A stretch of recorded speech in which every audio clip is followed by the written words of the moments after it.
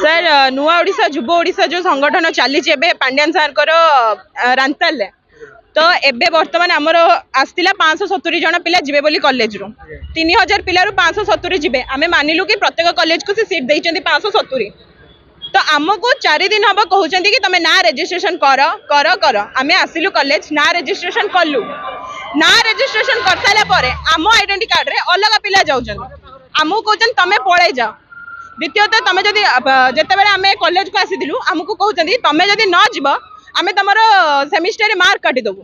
यहाँ कौ प्रकार हक आमको कहतु आम से डर आम आसिलु आसार आम आइडेंटी कार्ड जब से कौन जी मत ये कहतु आम कहूँ आमको नियंतु गाड़ी जदि सर्ट होची आम आइडेंटी कार्ड आमको दिंतु आम आम आइडेंटी कार्ड जो जदि आइडेंटी कार्ड न दे पारे आमको सेठी नहीं चलतु तापर जहाँ कथबार्ता हम।